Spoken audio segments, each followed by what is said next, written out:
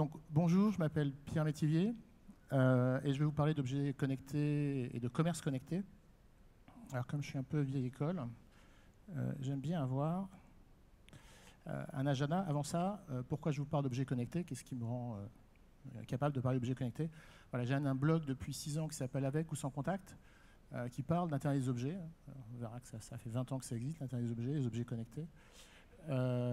Qui parle d'innovation également. J'ai écrit un livre sur le mobile NFC. Le NFC, c'est une technologie sans contact dont je parlerai un petit peu tout à l'heure, qui est très présente dans le commerce. Et j'ai écrit un livre là-dessus aux éditions AFNOR. Et puis j'étais le délégué général des industriels du sans contact en France. Ça s'appelait le Forum des services mobiles sans contact. Ça a été créé par le gouvernement il y a 6 ans, 7 ans. Et donc j'ai géré un peu cette association. Et puis je fais un peu de conseils.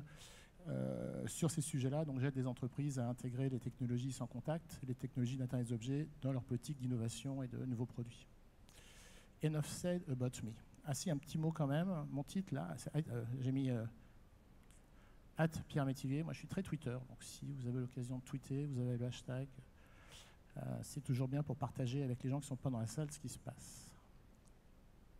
Donc un peu, comme je dis, prof, un peu old school. Donc j'aime bien avoir un agenda et vous expliquer ce qui vous attend pour le reste de ces 40 minutes. Le sujet, c'est objets connectés, commerce connecté. Donc on va un peu définir ce que c'est que les objets connectés. Pas très longtemps, mais qu'on soit un peu tous d'accord. Si on avait un peu plus de temps que je vous posais à chacun ce que c'est qu'un objet connecté, on aurait 50 définitions différentes. Moi, je vais vous donner la mienne, qu'on soit clair sur ce que ça représente et avant d'attaquer le commerce. Et pareil, commerce connecté, c'est quoi le commerce connecté? Je pense qu'on aurait tous des définitions différentes. On regardera un certain nombre de technologies qui peuvent s'appliquer, un certain nombre de services du commerce dans lesquels ces technologies peuvent s'appliquer. Sachant que je ne suis pas un spécialiste du commerce, donc je ne vais pas vous apprendre vos métiers, mais simplement vous donner quelques idées d'association technologie et services. Et après, on verra des objets connectés qui existent déjà, qui peuvent passer commande par eux-mêmes, qui peuvent payer et qui peuvent recevoir des paiements. Voilà, donc on a l'habitude de payer avec une carte, on commande nous-mêmes, mais on va s'apercevoir qu'il y a des objets qui peuvent faire ça à notre place. Et puis comme je l'ai dit, je parlerai un petit peu de NFC, de sans contact, parce que sans contact, il y en a partout dans le commerce actuellement. Le paiement sans contact, on verra qu'il y a des chiffres impressionnants. Il y a un autre atelier sur le sujet, mais j'en parlerai un petit peu ici. Et puis j'essaierai de répondre à la question évolution-révolution. C'est à vous d'y répondre. On ne va pas gâcher le sujet tout de suite. Donc je commence par l'Internet. Au début, il y a très longtemps, l'Internet c'est quoi? C'est des machines qui parlent entre elles, c'est des hommes qui parlent entre elles à travers un réseau. C'est aussi simple que ça, c'est les ordinateurs que vous avez. Quand vous faites du chat avec quelqu'un, vous faites du Skype, on a parlé de Skype ce matin avec quelqu'un d'autre, et ben c'est des personnes qui travaillent, qui discutent ensemble grâce à l'Internet. Les ordinateurs, vous avez des ordinateurs qui discutent entre eux. Quand vous avez du high-speed trading, c'est-à-dire des ordinateurs qui vont passer des ordres en bourse dans les temps très très rapides, ce sont des ordinateurs qui parlent avec d'autres ordinateurs. Ça, c'est l'Internet tel qu'on le connaissait. On va y rajouter des objets. Alors les objets ou des choses. D'ailleurs, les Américains disent des choses, et on verra que ça fait sens de dire des choses plutôt que des objets. Alors les objets, c'est quoi? C'est une nouvelle technologie, deux nouvelles technologies qui s'appellent les capteurs. On va mesurer la température, on va mesurer une hauteur, on va mesurer un poids.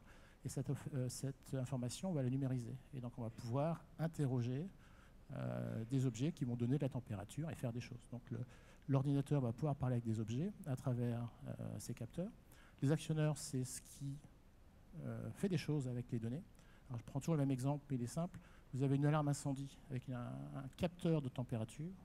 Voilà. Et puis l'actionneur, c'est le petit bidule qui va déclencher la chute d'eau dans cette salle, par exemple. Si au moment il fait trop chaud, il y a trop d'ambiance, ça va chauffer, ça c'est le capteur. Et puis l'actionneur va laisser tomber l'eau. Donc là, vous avez typique deux objets qui parlent entre eux. C'est ça aussi l'Internet des objets. Donc les objets vont parler aux ordinateurs, les objets vont parler entre eux, les objets vont nous parler également. Alors une des raisons pour laquelle, ça fait 20 ans que ça existe, l'Internet des objets, le terme, ça a été créé prononcé pour la première fois en 1998, donc ça fait 20 ans. Ce qui change, c'est que maintenant, on a beaucoup de capteurs, d'actionneurs, mais aussi de connectivité nouvelle. Si vous avez entendu parler de choses comme LoRa peut-être, ou comme Sigfox, on entend beaucoup parler de ces sociétés françaises qui se développent. Voilà, ça, c'est des nouvelles technologies qui permettent de connecter pour des prix beaucoup plus abordables des objets. quand il y avait que la 3G, la 4G des opérateurs, ça coûtait très cher de connecter des objets. Maintenant, pour quelques centimes, on peut connecter des objets. Donc tout ça fait que ça se développe beaucoup plus. Et puis il y a le mobile. Le mobile, c'est un outil qu'on a tous dans nos poches, le smartphone, qui est déjà équipé de puissance électronique, d'affichage, d'interface utilisateur, qui nous permet aussi d'interfacer avec des objets. Donc on a cet outil magique, universel, qui nous permet de nous connecter. Tout ça, c'est l'Internet des objets. On n'a toujours pas parlé de commerce. Ça veut dire quoi pour le commerce? Ça veut dire que les personnes dont on parlait tout à l'heure, c'est les consommateurs, c'est les commerçants, c'est les fournisseurs, c'est toutes les personnes qui sont dans le commerce.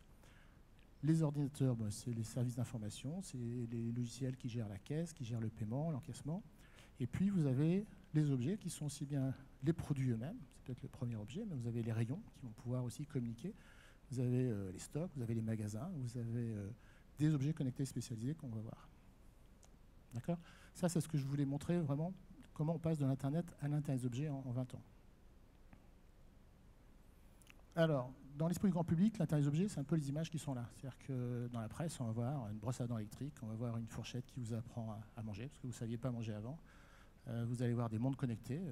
Emmanuel Roux, ce matin, si vous l'avez vu, elle avait une Apple Watch dans son poignet.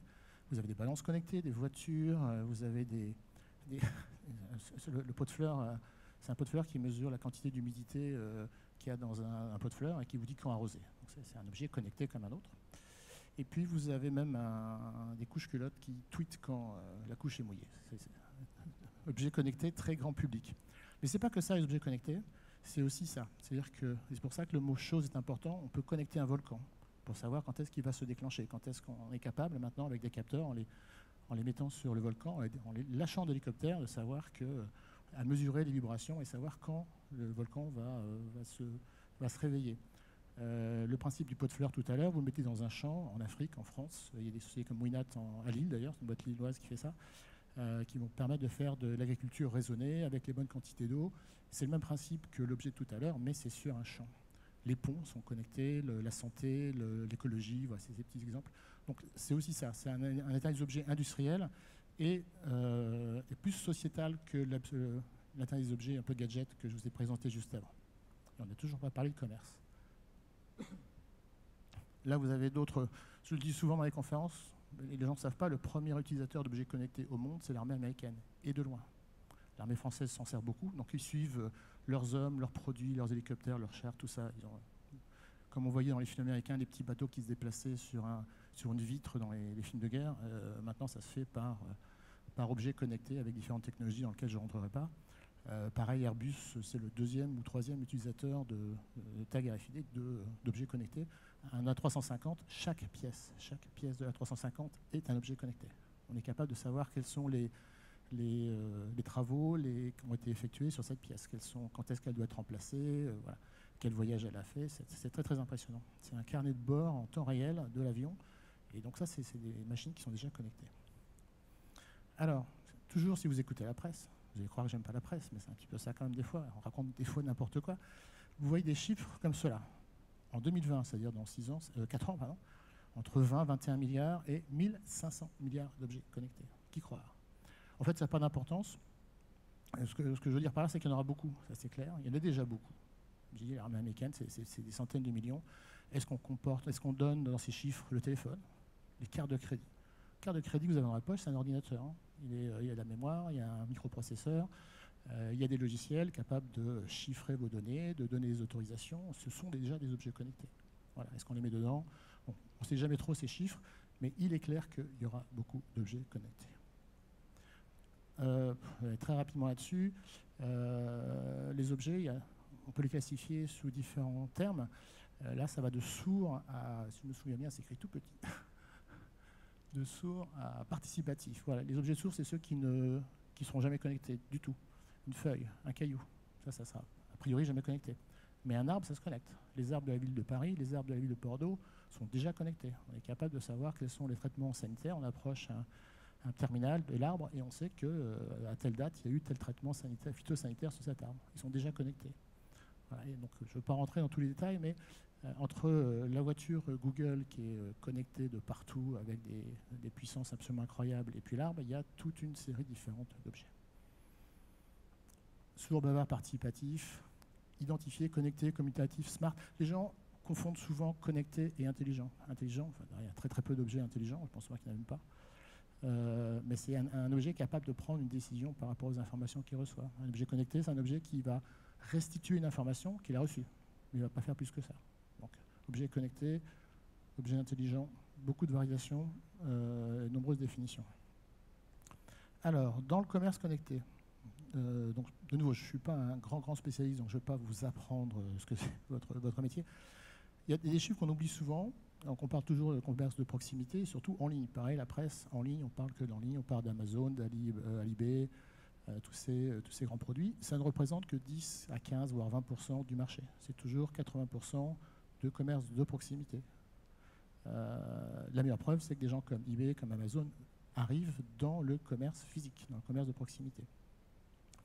Pareil, c'est quoi du commerce connecté? Est-ce que c'est simplement du commerce numérique? Il y a déjà plein d'outils numériques. Quand est-ce qu'on appelle ça connecté? Il y a déjà des caisses qui sont connectées. Est-ce qu'on est déjà en commerce connecté? Après, il y a des objets spécifiques qu'on va voir qui sont peut-être plus visibles, qu'on va appeler objets connectés, mais vous êtes déjà dans vos entreprises avec des ordinateurs connectés, vous êtes déjà connectés. Voilà, ça c'est Amazon Books. Amazon, ils ont fait leur business en étant en ligne et en détruisant un grand nombre de vendeurs de livres aux États-Unis. Et maintenant, ils font leur propre magasin, parce qu'il y a des choses qu'on ne peut pas faire en ligne, qu'on peut faire dans ce qu'ils appellent en anglais des brick and mortars, du vrai commerce de proximité. Donc là, on voit bien les liens qui se mélangent entre le commerce de proximité et le commerce en ligne. Alors, technologie et commerce. Alors à gauche, il y a plein d'acronymes, de mots un peu barbares. Je suis sûr que vous en connaissez certains. QR code, forcément, il y a des QR codes ou des codes barres sur la plupart des produits dans les magasins. RFID, c'est un peu parlé pour les grandes enseignes. On n'est pas loin de Decathlon ici à Lille, grand utilisateur de technologie RFID. NFC, vous en avez tous dans vos poches. Il y a 2 tiers des cartes de paiement qui sont déjà sans contact. Donc il y a 2 tiers d'entre vous qui ont une carte sans contact, donc qui ont déjà du NFC dans leur poche. Plus tous ceux qui ont des Samsung dans leur poche. Les beacons, je reviendrai dessus, la robotique un petit peu aussi. Après, vous avez la réalité virtuelle, vous avez la réalité augmentée, vous avez HoloLens, toutes les technologies qu'on peut appliquer. On voit, vous allez dans les conférences, vous allez dans les pôles de compétitivité comme le PICOM à Lille, vous verrez des démonstrations utilisant toutes ces technologies-là. Le big data, l'intelligence artificielle, l'IFI, tout ça, ça existe. Il y a plein de choses qui sont développées, mais ce n'est pas encore vraiment répandu. Il y a le graphène, je l'ai rajouté là parce que c'est la seule technologie où je n'ai pas encore trouvé d'application dans le commerce connecté. Puis à droite, un certain nombre de services qu'on retrouve dans le commerce. Il y en a d'autres, j'en ai listé quelques-uns, les achats, le paiement, les cartes de fidélité, les informations consommateurs, la gestion des queues, l'éclairage, ça c'est pour le LiFi, la gestion des stocks, donc c'est des problématiques que vous connaissez, la technologie peut aider. On va en voir quelques exemples. Donc dans cette présentation aujourd'hui, dans les 40 minutes qui m'étaient imparties, je parlerai surtout donc, des 3 premières lignes, QR code, RFID, NFC, des beacons et de la robotique. Et puis achat, paiement, carte de fidélité, je laisserai les autres services, même si on pourrait en parler si vous avez des questions. Alors, de nouveau, ça c'est plus une parenthèse pour parler de 2 concepts qui sont importants quand on regarde la technologie, les consommateurs dans le commerce, c'est ce qu'on appelle le push et le pull. Alors, les phrases un peu bateau que j'écris là, les commerçants souhaitent mieux connaître leurs clients pour mieux les servir, ça c'est clair et c'est indépendant de la technologie. Les consommateurs veulent mieux connaître les produits tout en connaissant les prix, en obtenant les meilleurs prix. Ça, le commerce connecté, la technologie permet d'avoir des solutions. Alors, mieux connaître les consommateurs, vous avez quelque chose qui est sorti il y a 3 ans à peu près maintenant, qui s'appelle les beacons. Je ne sais pas si vous vous rappelez, on en a beaucoup parlé. Et en fait, globalement, c'est quoi un beacon? C'est un petit boîtier, et quand vous en mettez plusieurs dans votre magasin, ça vous permet de savoir si le consommateur a un téléphone avec du Bluetooth dans sa poche, où il se trouve. C'est quand même important. Le consommateur se balade dans le magasin, et vous savez qu'il est en train de regarder des jeans. Et donc, vous pouvez lui envoyer une information en disant, vous regardez les jeans, j'ai votre taille, et je vous fais 25% si vous le prenez tout de suite. Donc ça, c'est connaître son consommateur, et c'est une technologie dite push, c'est-à-dire que vous envoyez l'information vers le consommateur. Il ne le veut peut-être pas d'ailleurs, mais vous lui envoyez. Voilà, ça marche comme ça. On se balade dans les magasins, vous avez ce qu'on appelle la triangulation, vous avez plusieurs de ces petits boîtiers avec des piles, et puis la personne elle va être repérée, et on est capable de communiquer. Alors ça existe, ça fonctionne. Après, c'est des choix de est-ce qu'on a envie d'envoyer des informations directement à son consommateur. Il y a une deuxième approche qui consiste à lui permettre d'obtenir les informations. Donc ça, c'est plutôt du pool. Vous donnez les outils au consommateur pour aller de lui-même chercher des informations avec son mobile ou avec d'autres outils.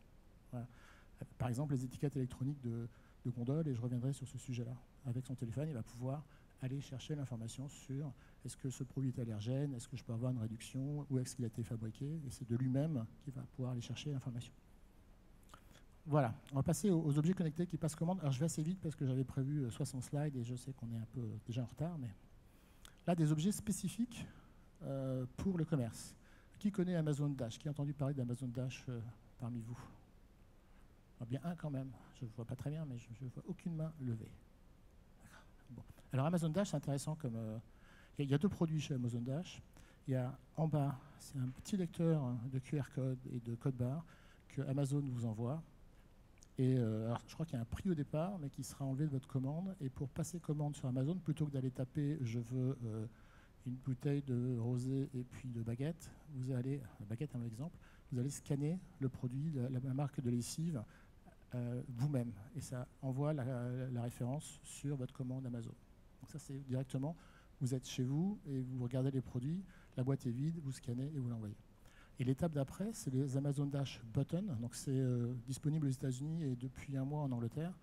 Vous mettez ces petits boutons qui sont connectés au Wi-Fi. C'est juste un bouton, vous appuyez dessus, sur le frigidaire, sur la machine à laver. Donc vous mettez, je ne sais pas, je vais dire Bonux, ça fait un peu ancien. Vous mettez Ariel sur votre machine à laver, le petit bouton, et quand vous apercevez que vous n'avez plus d'Ariel, vous appuyez sur le bouton et ça vous passe à la commande. Ça met le fait que sur votre liste d'achat en cours, ça vous met le paquet derrière. Ça, c'est assez impressionnant. C'est vraiment un objet connecté, vraiment dédié au commerce. C'est pour ça que je l'ai mis en premier. Vous avez le bouton Darty, vous connaissez peut-être celui-là, qui est aussi un peu intéressant, qui est relativement nouveau aussi. Vous mettez ça, alors je ne sais pas si c'est pour tous les clients Darty, mais une fois que vous avez ce bouton-là, quand vous appuyez dessus, Darty s'engage à vous rappeler, alors je ne sais plus si c'est dans la demi-heure, dans les 3 heures, je ne sais pas si quelqu'un connaît la réponse, je suis preneur, mais vous appuyez sur le bouton et on vous rappelle. Darty s'engage à vous rappeler. C'est quand même assez impressionnant la relation client qu'on peut créer grâce à ce genre de bouton. Ça, c'est clairement, de nouveau, un objet connecté. Il n'existait pas. Il est connecté chez Darty pour être capable de dire j'appuie sur un bouton, Darty, appelez-moi. Ça, je pense que c'est des pistes qui sont intéressantes, les deux qu'on vient de voir. Toujours Amazon, c'est quand même très intéressant de voir qu'Amazon, qui est le leader, c'est plus le leader, c'est le chinois qui est leader, Alibaba. Mais Amazon construit des produits pour physique, pour aller attirer le client, non seulement des magasins, mais des produits comme Dash qu'on vient de voir, et Alexa Echo. Alors Alexa, ça ressemble un peu à Siri sur Apple, c'est-à-dire vous parlez à Alexa et puis il va vous répondre des questions. Donc où se trouve la prochaine station d'essence, où puis-je acheter ceci, cela.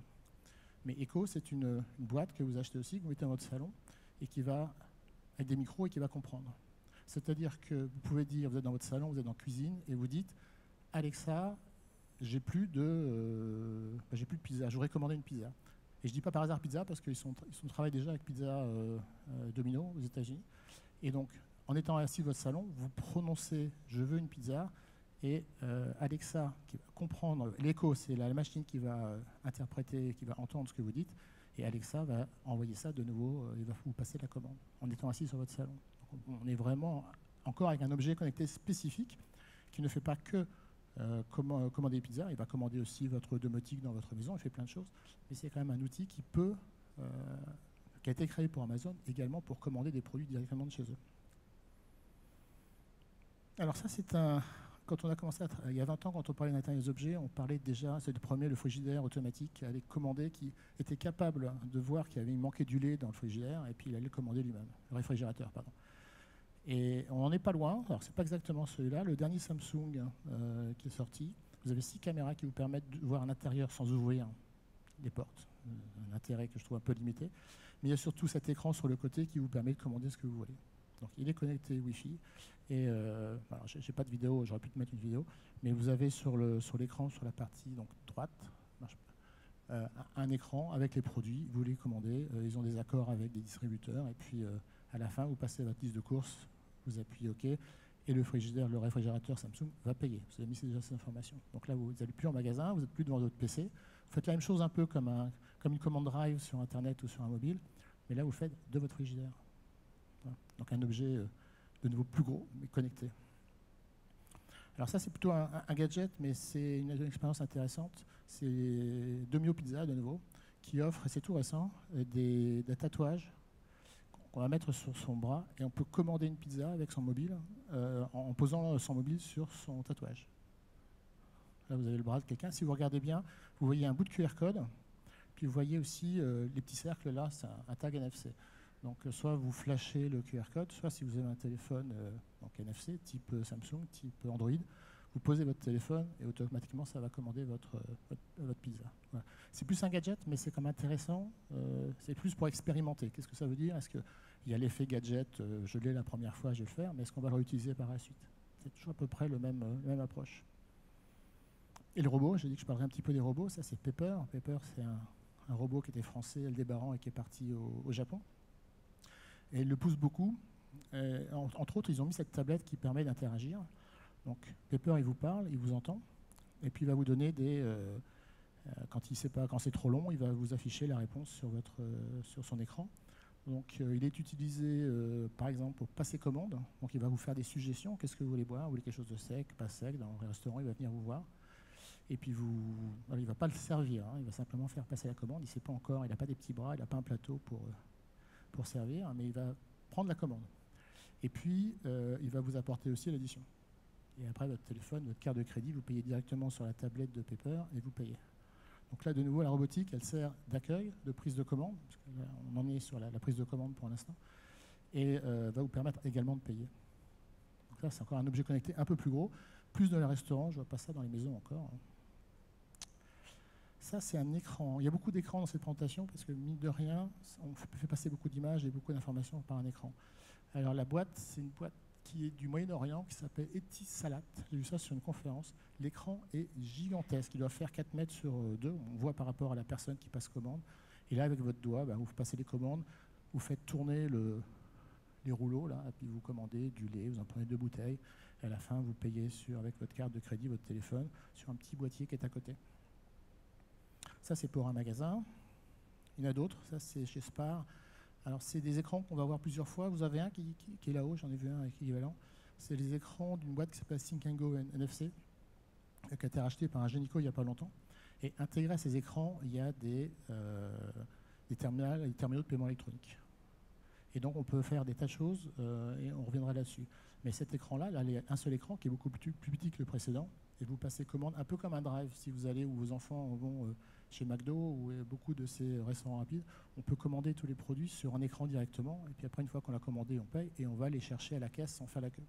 On gagne du temps comme ça. Alors, on a vu comment faire ces commandes. Payer.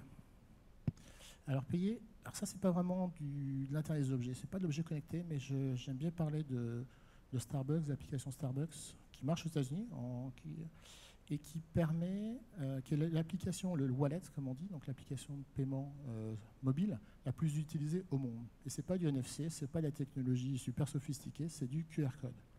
Et pourquoi ça marche? C'est parce que c'est un système fermé, et ça permet d'avoir des cafés gratuits, des goodies gratuits de la part de Starbucks. C'est-à-dire que c'est pas très simple à utiliser, il y a des interactions, il faut lancer l'application, il faut accepter, il faut flasher un code, il faut l'accepter, donc il y a vraiment une courbe d'apprentissage, mais une fois qu'on le fait, on gagne des produits. Donc il y a un vrai usage, une valeur pour le client, enfin le consommateur. Et ça change tout. C'est pas simplement je remplace un produit par un nouveau produit plus technologiquement avancé et puis il ne se passe rien d'autre, c'est j'ai intérêt à utiliser l'application Wallet de ces Starbucks. Ça, c'est un. Alors, vous avez, il y a en haut à droite, vous avez le dernier MacBook Pro d'Apple. Alors, je ne sais pas si vous avez suivi l'annonce, mais dans l'annonce, il y a un petit. Sur le clavier, vous avez un petit affichage. On peut mettre des clés. Ce n'est pas nouveau comme principe, mais c'est la première fois qu'Apple le fait. Et vous avez également le Touch ID, c'est-à-dire le fait de vérifier, pour ceux qui ont un Apple, c'est la vérification par l'empreinte digitale. Là, ils l'ont mis sur sur le MacBook. Et ça veut dire quoi? Ça veut dire que si vous avez Apple Pay, la solution de paiement d'Apple, quand vous êtes sur Internet, pour vérifier, pour passer la commande, pour payer, vous ne mettez pas votre numéro, vous ne mettez pas votre PAN, votre personal number, vous ne mettez pas votre code, vous mettez simplement votre doigt. Et ça, c'est aussi une autre façon de payer et qui est beaucoup plus sécurisée. Et je pense que c'est un test de la part de Microsoft, parce que ça a déjà été fait au Japon. Hein, c'est l'écran qu'on a en bas, c'était avec la carte. On posait la carte directement sur le PC et on pouvait payer comme ça avec, pour ceux qui suivent un petit peu tout ce qui est paiement, les problématiques de carte present, carte non present, que physiquement vous avez la carte, donc c'est sécurisé, alors que si vous êtes Internet et puis vous mettez un numéro, la carte n'est pas forcément présente, elle peut être volée, il y a beaucoup plus de fraude. Donc ça c'est intéressant, là c'est donc le PC qui devient payeur. Beaucoup de projets, ce qu'on appelle des wearables, de bijoux, de montres, de colliers, Voilà, ça c'était au Mobile World Congress, qui est le grand salon informatique mondial qui parle de ces sujets-là. Tous ces objets-là sont capables de payer. Vous en avez d'autres, voilà, des bracelets. Alors il y en a qui sont intéressantes, sur lesquelles je reviendrai, qui sont les bracelets pour les concerts. Et puis vous avez des vêtements. Là, vous avez une paire de lunettes. C'est vraiment des concepts. Vous prenez la paire de lunettes, on voit la démonstration sur un TPE, et puis vous payez avec une paire de lunettes. Pareil pour le sac, pour des bijoux, pour des vêtements. Alors, moi, à titre personnel, et je vais le partager parce que j'ai le micro, je n'y crois pas. Je n'y crois pas parce qu'on a déjà tous 2-3 quarts de paiement, on a notre mobile. Et imaginez d'avoir une paire de gants ou un sac. Vous changez de sac, il faut faire quoi? Ben, ça ne marche plus. Si vous avez un pantalon dans lequel, et ça existe aussi, hein, vous avez un pantalon qui va vous permettre de payer. Il y a la carte de crédit qui est dans une puce dans la poche. Vous n'allez pas changer toute votre carte d'Europe pour avoir à chaque fois une carte de crédit. Donc sinon, si vous n'avez qu'un, alors ce matin, je vais aller payer, donc je mets ce pantalon-là. Donc ça peut pas marcher.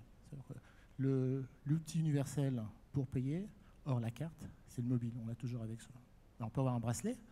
Bracelet, quand on va courir, on va aller faire du sport, et encore quand on fait tout ça, on a toujours son mobile avec soi. Donc c'est des choses intéressantes à regarder, c'est testé. Les lunettes, il y a 2-3 modèles comme ça. À titre personnel, je ne crois pas que ça soit un développement important. C'est plus du gadget. Les voitures, alors les voitures, on peut dire, elles payent déjà. Hein. Vous avez une carte pour l'autoroute, vous vous arrêtez plus, c'est la voiture qui paye. Alors, bien sûr, c'est vous qui payez sur votre compte, mais globalement, vous ne sortez plus rien, vous passez à travers le péage et la voiture paye. C'est un objet connecté qui paye déjà. D'accord. Ça, c'était toujours au Mobile World Congress. Vous aviez Visa qui avait une voiture qui expliquait, vous aviez Ford qui était là, qui avait pris aussi un stand pour expliquer que la voiture allait payer. BMW a des... Alors, je pense que c'est plus des concepts avec la carte la clé de contact, qui a toutes ces technologies à l'intérieur. Vous pouvez prendre un billet vous pouvez payer votre parking, vous pouvez prendre un billet de train avec la clé de contact, pardon. Donc, ça, c'est de gros objets connectés qui peuvent payer. Ils ne rentrent pas bien dans les magasins, mais ils peuvent payer en outdoor. Et puis recevoir des paiements, c'est la dernière catégorie d'objets que je voulais vous montrer dans le commerce.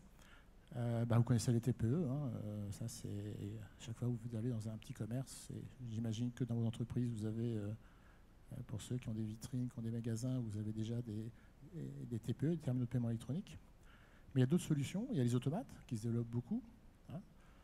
Vous payez par carte, paiement sans contact, que ce soit Selecta, vous avez les distributeurs de tickets de transport également qui sont comme ça, vous avez les photomatons qui sont comme ça aussi maintenant, qui sont disponibles. Alors, il n'y a pas beaucoup encore photomatons, mais les Selecta, dans les gares, c'est de plus en plus avec du paiement sans contact. Donc c'est les machines à laver aussi, de public.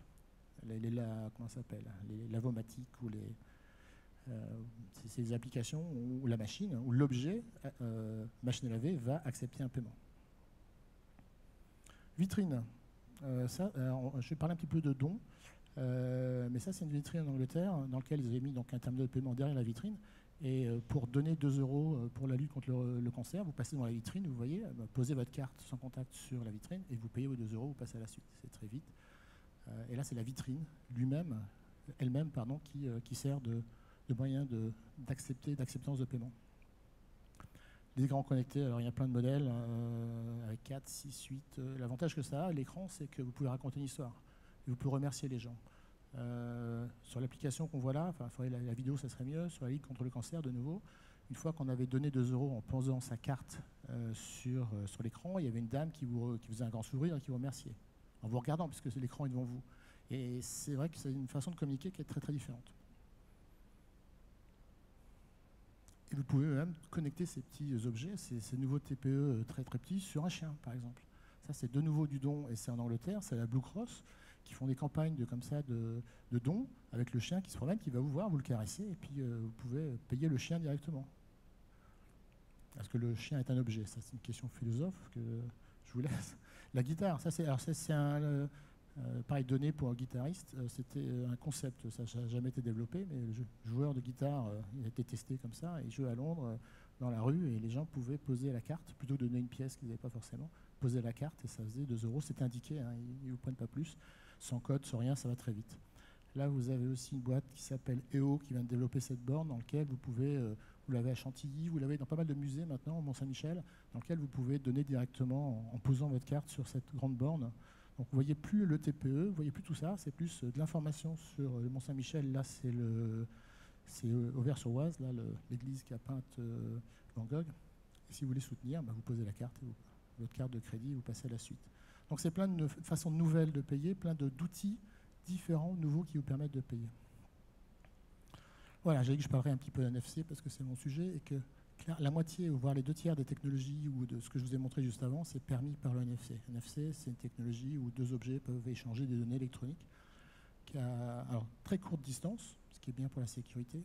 Et l'autre avantage, c'est qu'un des 2 objets n'a pas de batterie. Alors c'est la seule pour l'instant, il y en aura sûrement d'autres, mais quand vous prenez du beacon, du Wi-Fi, à chaque fois que vous faites un échange entre 2 objets électroniques, les 2 ont de l'énergie. Sur le NFC, ce n'est pas le cas. Votre carte bancaire, votre carte de transport, elle n'a pas de pile. Elle peut marcher des années et des années. Et ça change tout. Les beacons dont je parlais, la durée de vie, c'est entre 6 mois et 2 ans. Donc vous installez un système de beacon à votre magasin, tous les 6 mois, tous les 2 ans, il faut changer les piles. C'est un cauchemar au niveau de la maintenance. Voilà. Ça, c'est juste pour montrer que alors, le petit pointeur ne marche pas bien. Ça, encore moins si je n'appuie pas sur le bon. Le commerce, c'est un rond sur la gauche. Le paiement, c'est une ligne. Mais des applications du NFC, il y en a beaucoup dans tous les domaines. Mais on ne va pas parler de ça. Là, c'est quelques exemples. Alors, je vais revenir sur certains. Celui de gauche, je l'aime bien. C'est les tables. C'était sur Paris, j'ai pris la photo. Donc, vous aviez la possibilité d'avoir des réductions sur un concert de l'Orchestre de Paris. Et vous voyez ça sur votre table. Vous êtes en train de boire une bière sur le boulevard. Et puis, posez votre téléphone et vous avez directement l'information et le billet de réduction qui remonte vers vous. C'est des petites choses simples, mais il y a beaucoup de choses à imaginer comme ça qui peuvent se faire. Donc, on va retrouver ces technos dans le paiement, dans le marketing, dans les coupons, point important, la fidélité, l'information consommateur, j'y reviens, lutte contre la contrefaçon et la promotion. Le petit siège en bas, c'était pendant la Coupe d'Europe de foot et on mettait ça sur les sièges des matchs de foot, des matchs de la Coupe d'Europe. Et on pouvait avoir le programme, sur une poche physique, mais également un petit tag, à la fois un QR code pour ceux qui n'avaient pas de téléphone disant le NFC, mais également un tag qui permet d'avoir des informations supplémentaires, des promotions, ce qu'on veut. On met ce qu'on veut derrière. Le paiement. Alors, le paiement, et on en parlait à table avec mes deux, trois voisins, il y a toujours des craintes que ça soit pas sécurisé, ça marche pas, enfin, le nombre d'articles qu'on voit comme ça, de nouveau dans la presse, qui sont un peu négatifs sur le paiement sans contact. Là, il y a des chiffres qui viennent du groupement carte bancaire. 16,5 millions porteurs CB au mois de septembre. 16 millions de personnes ont utilisé au moins une fois en sans contact. À part le cash et les cartes de crédit, il n'y a aucune autre solution de paiement qui fasse autant en un mois. 16 millions de personnes différentes. Quand je dis 16 millions, de Français, hein, je parle bien. C'est 40 millions, donc 62% des cartes, ce que je disais 2 tiers tout à l'heure, qui sont sans contact. Et c'est 16 millions, et il n'y a pourtant qu'un tiers des magasins qui sont équipés. Voilà. Mais une fois qu'on a testé, quand on voit les... Voilà, je vais montrer là peut-être la slide d'après, on verra mieux. Voilà, j'ai appuyé 2 fois. Je reviens en arrière. Ça, c'est la progression depuis 2012, 2013, 2014, 2015, 2016.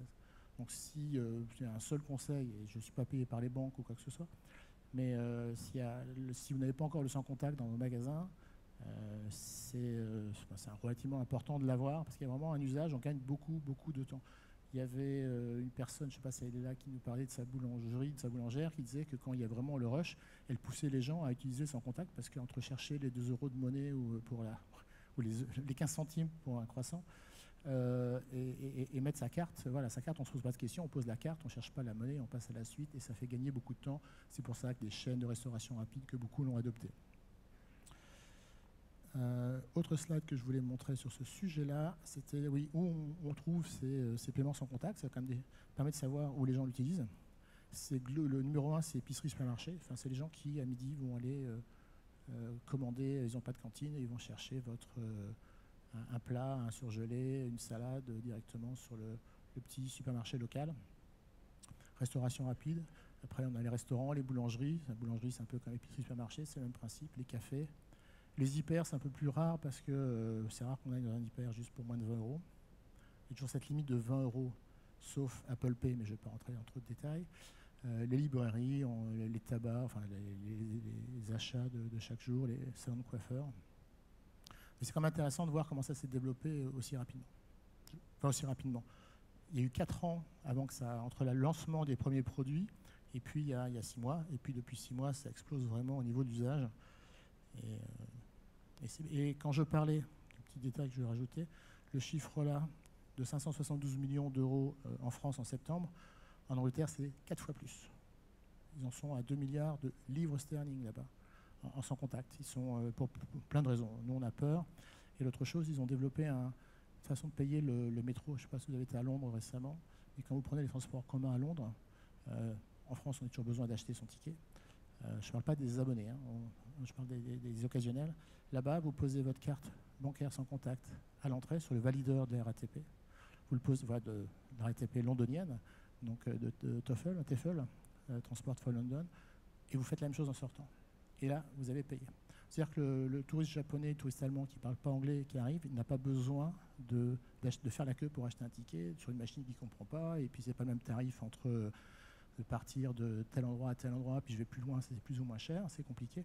Là, vous posez en entrée, vous posez en sortant, et c'est payé. Et ça, c'est impressionnant parce qu'on parle de simplicité d'usage. C'est toujours du commerce, hein, c'est un peu différent, c'est du transport, mais c'est un des messages clés que je veux laisser dans cette présentation. C'est tous ces services, ça ne marche que s'ils ajoutent de la simplicité aux consommateurs. Soit des services nouveaux, soit de la simplicité. Et là, c'est le cas, de ne pas avoir à faire la queue pour aller chercher un ticket, de poser sa carte ou son téléphone en entrée, en sortie, et c'est payé, c'est magique. Donc ça, on a vu. Voilà. D'autres moyens de paiement qui sont pour moi, hein, de nouveau, une carte sans contact. Il y a un ordinateur de temps, c'est un objet connecté. Les titres restaurants sont de plus en plus dématérialisés sur ces cartes-là, pas trop sur les mobiles encore.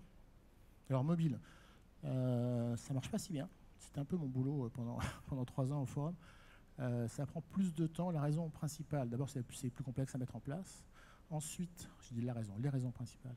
Ensuite, il faut des accords entre les banques, les opérateurs télécoms, il faut les bons téléphones, il faut les bonnes SIM, donc c'est compliqué à mettre en place. Et puis, le dernier point, c'est que les applications mobiles qui ont été fournies jusqu'à présent ajoutaient aucun plus par rapport à une carte normale. Vous sortez votre carte, vous payez, c'est fini. Là, c'est pareil. Il n'y a pas de notion de coupon. Ils n'ont pas utilisé dans les applications mobiles qui ont été distribuées jusqu'à présent le fait de pouvoir faire du couponing, de faire de la promo, voilà, le gros avantage du téléphone, tout ce qu'il apporte comme puissance de calcul, comme puissance de connectivité, ça n'a jamais été utilisé. Donc, moi, je les ai à peu près toutes testées, et j'en ai encore 3 sur moi, à part Apple Pay pour des raisons... on peut, avec Apple Pay, payer plus de 20 euros. On peut payer 150 euros avec Apple Pay, donc ça a un certain avantage, en mettant son doigt pour payer. Sinon, les applications bancaires de sans contact mobiles ne sont pas très intéressantes. Vous avez Orange Cash si vous voulez tester, si vous êtes chez Orange. Ça, c'est du prépayé. Et puis, donc, vous avez l'arrivée, en France, il n'y a qu'Apple Pay, mais tous les grands acteurs du numérique, américains et je vais dire koweïtiens, Samsung, c'est... Ah, comment ça s'appelle? La Corée, coréen, merci, sont sur ce sujet-là. Montre, on a vu. Bracelet, on a vu. Bague, on a vu. TfL, j'en ai parlé. Des bagues, ça avait été offert, c'est un peu un gadget, mais ça avait été offert aux athlètes des Jeux Olympiques par Visa. Donc on paye avec sa bague. J'en ai une. Ça marche, mais voilà, j'ai aussi des cartes, j'ai aussi mon téléphone. Tout au milieu, là, vous avez quelque chose écrit cashless. Et à gauche aussi, c'est marqué download, je crois, ça s'appelle le festival. Ça se développe beaucoup. C'est des bracelets dans lesquels vous pouvez, c'est en prépayé. dans les festivals. Donc vous n'avez plus besoin de prendre votre portefeuille pour avoir votre ticket et pour pouvoir acheter des bières pendant le concert ou des t-shirts du groupe que vous allez voir. Vous avez tout ça sur un bracelet. Et comme si vous pourrez payer, c'est limité comme montant. Et ça se développe beaucoup pour des raisons de sécurité. Voilà, vous n'avez plus besoin de prendre votre portefeuille, vos cartes pour un concert. Alors, vous avez toujours votre mobile, mais voilà. Vous pouvez vous passer votre mobile, vous pouvez aller dans un concert, payer avec simplement un bracelet et avec des risques beaucoup plus limités de vol. Alors, information consommateur, c'est quelque chose auquel je crois beaucoup et on en revient à ces objets connectés. Ces 2 photos que j'ai prises, la salle de photos de gauche, c'est un magasin que je recommande et je recommanderai après. C'est le Darty de République à Paris, qui est très très connecté, donc ça permet de voir un peu comment ça fonctionne tout ça. Et quand vous posez votre téléphone NFC, pour ceux qui ont des Apple, des iPhones, ça ne marchera pas. Non seulement ça vous donne des informations sur cette machine à laver, mais ça vous donne accès au forum de consommateurs que Darty gère, c'est-à-dire que vous pourrez voir que 4 des clients sont contents par rapport au 5e, le 5e expliquera pourquoi il n'est pas content, mais sur place, vous avez accès directement aux informations. Donc on est dans un monde physique de proximité et on peut aller voir ce qui se passe sur le net très très facilement. C'est le paradigme inverse par rapport à je suis sur Amazon et je regarde là je suis dans mon magasin et je regarde ce qui se passe à l'extérieur. L'idée étant de dire, je fais ma décision grâce aux outils d'Internet directement dans le magasin et j'achète dans le magasin, bien sûr. À droite, c'est toujours la même société d'ailleurs qui fait les tags, là, les SES. Et ça vous permet de savoir en posant votre téléphone si vous avez dans votre application quelles allergies vous aviez. Et simplement en posant sur votre téléphone, le téléphone va vous dire c'est un produit safe pour vous, il n'y a pas de gluten, il n'y a pas de cacahuètes. Et ça, c'est quand même des avantages. C'est simple, on pose le téléphone, il n'y a pas d'application à charger, ça vous le dit simplement. Et ça existe maintenant. Donc pour moi, c'est des objets connectés. C'est toujours cette définition que j'avais essayé d'aborder au départ dans ma présentation. C'est qu'est-ce que c'est qu'un objet connecté ? Pour moi, la machine à laver, elle est connectée. Elle va vous donner des informations sur ses qualités, ses défauts. D'après, c'est qu'on se les acheteurs. Pareil pour le produit, les petits cakes pépites de chocolat. Ils vont vous dire, à vous personnellement, oui, il y a du gluten, il n'y a pas de gluten. Tu peux en manger ou pas. Alors ça existe également à l'extérieur. C'est-à-dire que vous avez des panneaux comme celui-là, Assassin's Creed, que je ne connaissais pas, que j'ai vu Phoenix. J'ai vu ça la semaine dernière dans Paris, dans le 11e. Donc des panneaux, il y en a 2 comme ça, les fabricants, où vous avez des campagnes que vous pouvez installer dans des vitrines à l'extérieur, sur des panneaux type Jean-Claude Decaux, où vous aurez, pareil, de l'information accessible. Vous avez une campagne de pub dynamique, et puis quand il y a un truc qui vous intéresse, vous posez le téléphone et vous avez des informations supplémentaires. Donc là, c'est le panneau d'affichage qui vous parle. Carte de fidélité, à Caen, il y a des choses qui se font très bien. Vous allez à Caen, vous regardez le Pass in City, c'est des choses qui sont très intéressantes à étudier, où ils ont été très loin. Et la carte de fidélité de Nice, elle est intéressante aussi parce que c'est une association de petits commerçants. Et donc on gagne des places de parking, on gagne des tarifs, des billets de tram. Mais un petit magasin tout seul n'a pas forcément les moyens de créer un programme de fidélité, mais en s'associant avec d'autres magasins, et c'est ce qu'a fait la ville de Nice avec le Pass in City.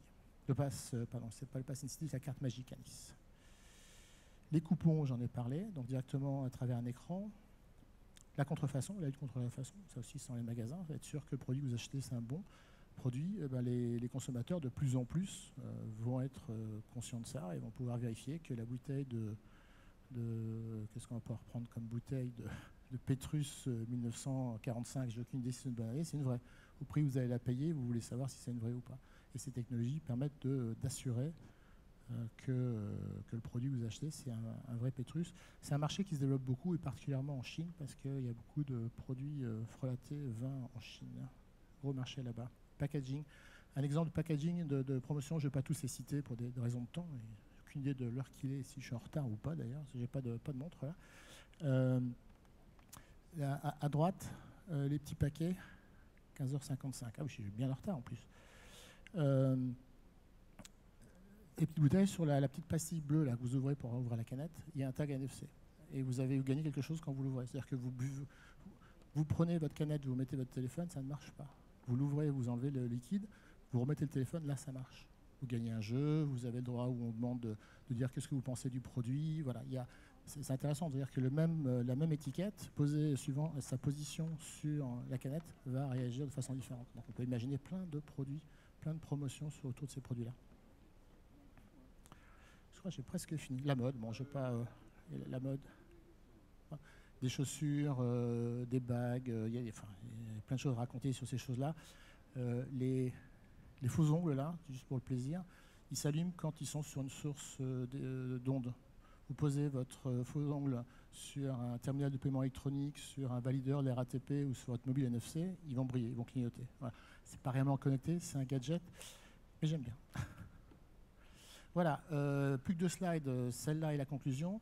Pour aller plus loin, pour ceux qui sont à Lille, vous avez la chance d'avoir le PICOM et son Shopping Innovation Lab, qui est vraiment un centre très développé où il y a beaucoup d'expériences de nouveaux magasins et de nouvelles technologies. Donc le PICOM, c'est à Lille.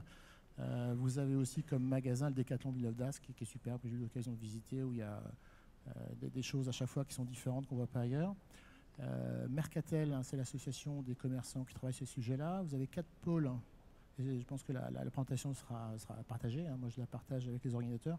Le pôle test, le pôle SS, le CNRFID, et à Lille, de nouveau, Lille est très très présent sur ces sujets-là, le CTC RFID, qui travaille sur toutes ces nouvelles technologies appliquées aux commerçants. À Paris, vous avez l'échangeur, qui est aussi une salle qu'on peut visiter avec plein de technologies nouvelles comme ça appliquées au commerce. Il y a un livre blanc, Schema, et c'est encore Lille, Schema, la révolution du commerce par les objets connectés, qui est un peu plus théorique, c'est-à-dire que vous ne trouverez pas beaucoup d'objets dedans, mais vous trouverez plutôt philosophie, à quoi ça va servir, quelles sont les conséquences, mais ce n'est pas inintéressant à lire. Et puis j'ai cité le Decathlon, le Darty République, et aussi l'Intermarché d'Issy Lumino, qui est très très présent. Alors ma conclusion, objets connectés, commerce connecté, révolution. Je suis incapable de répondre, c'est plutôt évolution que révolution, ça va en douceur, ça fait des années qu'on travaille dessus. Mais les mots-clés, si vous voulez créer un service ou un objet connecté, c'est faut, ça simplifie la vie des consommateurs, clairement. Si ça ne simplifie pas, si ça complexifie, ce n'est pas la peine. Faire gagner du temps, au niveau du paiement sans contact, c'est la raison principale pour laquelle c'est utilisé. Et apporter des services utiles, pas des gadgets. Si vous reprenez vous faites un produit qui ressemble à l'autre, simplement la technologie est différente, ça ne sert à rien. Le choix push-pull, et ne pas oublier, tous vos consommateurs dans les magasins, ils ont un mobile dans la poche. Il faut savoir son service. Voilà, c'est ce que je voulais vous dire. Est-ce qu'il y a des...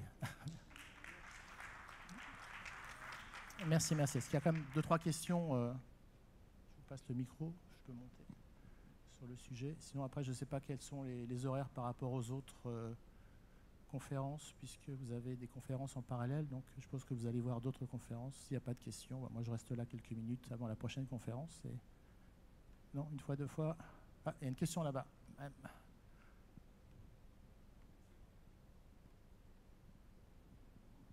ne pensez pas qu'avec tout ça, on va avoir les neurones qui vont partir dans tous les sens? Sauf si ça se permet de simplifier. C'est-à-dire que ce que je vous expliquais sur la carte de paiement sans contact, ça simplifie. Ma mère, pas ma grand-mère malheureusement, ma mère elle s'en sert, enfin, elle a tout de suite compris, je pose, j'enlève, au contraire. Quand on paye en sans contact, par exemple, on n'a plus besoin de se rappeler du code. Ça simplifie vraiment. Les personnes âgées, dans les études qui ont été faites, sont les premières à apprécier parce que le code, ça ne savent pas toujours, elles l'ont noté sur un bout de papier. Là, il n'y a plus besoin, moins de 20 €. Je garde ma carte, je la pose, je l'enlève, ça fait bip, c'est bon. Donc ça simplifie. Tant que ça simplifie, je pense que c'est bon. Là, c'est peut-être un peu compliqué parce que je vous ai présenté 10 produits, 20 produits potentiels. J'ai fait une sorte de liste un peu à la Prévert de tout ce que j'ai trouvé, moi, dans le commerce connecté. Tout ne fonctionnera pas. Après, l'idée, c'est de simplifier. Les boutons Amazon Dash, c'est vraiment... J'appuie sur un bouton parce que je consomme beaucoup de lessive. Je pense aux ondes qui vont se balader dans toute la nature. Alors ça, c'est autre chose, des ondes. Alors... Celle que je viens de décrire le plus, le NFC, c'est 3 cm. C'est-à-dire que vous prenez, que ce soit à Lille ou à Paris, si vous avez une carte Navigo, vous la mettez, juste vous la posez sur le plateau, vous touchez avec, ça marche. Vous la mettez à 3 cm au-dessus, ça ne marche plus. Donc l'onde, ça n'a rien à voir avec le Wi-Fi, ça n'a rien à voir avec... ça n'a rien à voir avec les ultraviolets. Vous prenez bien plus d'ondes avec les ultraviolets. Et les Parisiens, ils ont pris avec la Tour Eiffel pendant 100 ans beaucoup plus d'ondes que tout ce qu'on produit actuellement. Donc, il faut relativiser aussi. Alors oui, on prend des ondes. Tout ce que je vous ai montré, il y a eu du Wi-Fi. Donc le Wi-Fi, si vous laissez votre... faut mieux l'éteindre, ou il ne faut pas dormir à côté de votre box Wi-Fi le soir. Mais je pense que personne ne fait ça. Moi, aller dans une autre pièce, c'est relativement loin. Il n'y a pas de problème d'onde. Le côté téléphonique, par exemple, il n'y a aucune étude qui prouve qu'il y a des problèmes avec les ondes et le téléphone. Hein. Il y a beaucoup de choses dans la presse, mais il n'y a aucune étude sérieuse qui le prouve. Donc, faut lire les scientifiques là-dessus. Faut pas lire forcément la presse. Et je vais encore taper sur la presse, j'espère qu'il n'y a pas de journalistes ici. Je ne pense pas qu'il y ait des problèmes d'ondes liés à ce que je vous ai montré. Voilà, pour faire court. Après, vous croyez ou pas, hein, c'est comme la sécurité des cartes bancaires. Hein. Il y a plein de reportages qui vous disent que les cartes bancaires vont être volées à distance. Ça, c'est totalement faux. Pour être un spécialiste du sujet, pour être interrogé par la télé, c'est toujours à charge parce que ça fait peur et que ça va mieux être à charge. Mais si vous avez peur de faire piquer votre carte bancaire sans contact parce que vous êtes sur votre portefeuille, n'allez jamais sur Internet. Vous avez 40 fois, n'allez jamais dans le métro d'ailleurs, parce que vous avez beaucoup plus de chances de faire piquer le portefeuille physiquement dans votre carte ou dans votre veste que de faire à travers une machine qui est compliquée, qui est dans des cas très particuliers. On peut en parler, hein, mais c'est des légendes urbaines tout ça.